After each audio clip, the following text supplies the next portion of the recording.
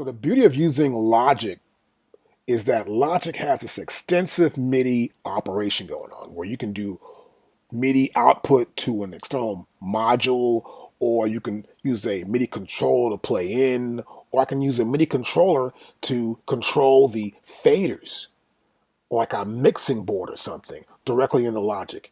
I can use it on my iPad as well. Now, let's start out with one thing, the audio MIDI setup again. Let's go back to here. We're going to hide that. And here I am on my desktop.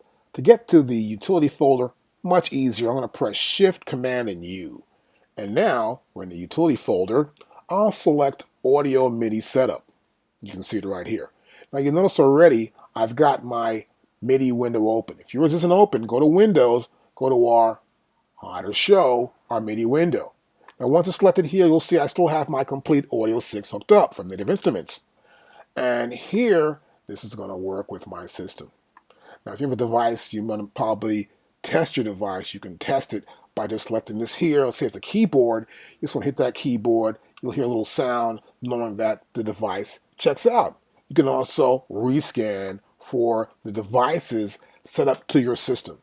And as you do, the MIDI setup here will look for the device. I can also configure, for example, I've got this going on here. I may want to make a new configuration, say edit. This is pretty good here. Looks good, right? So I have a default. I can go back to here. Let's say I want to make a new configuration. I want to call this my Logic setup. So I call Logic setup. I'll press OK. And then now, this is my Logic setup. I have the complete Audio 6. And that's all we see. If I go back to here to default, we'll see the default, which comes with this USB MIDI device, plus the complete Audio 6. See that? I can go to here and select what's going to work for me for my MIDI input and output within Logic currently. So set your system up before you start for your MIDI and your audio. Another great feature in Logic is the ability to use different devices to create MIDI information and MIDI files. It's really great to use. So for example here, I have a couple of devices here. You can use an Akai MPD24, it's like pads, faders. We also can use M audio systems. Here we have another one that's keyboard with knobs again and faders again. We also have MIDI controllable devices where they're like rack modules where I have MIDI output going directly to them, and I can use Logic to play parts and then send them out to these devices. So I have other devices that will receive information, and they're MIDI controllable devices. They can be controlled through MIDI from other software or machine, like this Yamaha Motif Rack XS, where I might play a keyboard part, and the MIDI information will go from here directly into this machine and play it back. It's older because today we're using mostly a lot of software devices, but you will see it around the world in many studios because the sound is great and the quality is right there. So you got to pick the device that fits you and works well within your system. There are also MIDI interface control surfaces that I use like a mixing board surface, where I can interface with my Logic software, move faders up and down, bring reverbs up and audio files, and work with that system. And a great way to play MIDI information into your Logic Pro system is to, let's go to Windows here. I'm going to go to Show Musical Typing. We told you earlier, I can actually type these parts in. See this?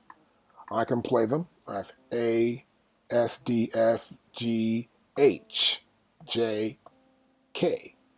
So I can play entire scale right there. The C scale right there. We have the black keys, which is W, E, N, T, Y, U. And of course, we have O, P over here at the other end as well. Now we can also lower the octave. Again. Or raise it. See that? And I can also use this velocity, but this only works pretty much with just using a different keyboard. We have a sustain too as well, and we have our pitch bend here, as you can see, on or off as well, and the max modulation. But you can use this to record some songs. I can play chords on here, and I can record them as MIDI data. And you'll see that appear here in the classic electric piano. And of course, you can always switch to a different sound and record it into Logic. Now we can also talk to control surfaces with Logic.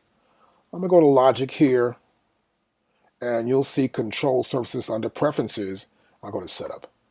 We get this window right here. And I can go to New, but what I wanted to do, I want to scan all models, or just scan for, see what you got. It's going to look and see what we have connected to the system. The models shown, italicized, in the install window cannot be scanned because this is technically impossible. So that means they're not here. So you can see you're really scrolling through. But if I did have some set up here, it would see it and say, yes, we could use this device or we can use that device. So once you find a device you like and you think you're going to use it, you pull it in, it will scan for it and say, yeah. So for example, here's Frontier. It can't use that. Here's an Apple G here. So see that? But other devices, if they were set up here, it would see it and say, okay, we can use this device for controlling Logic Pro 10.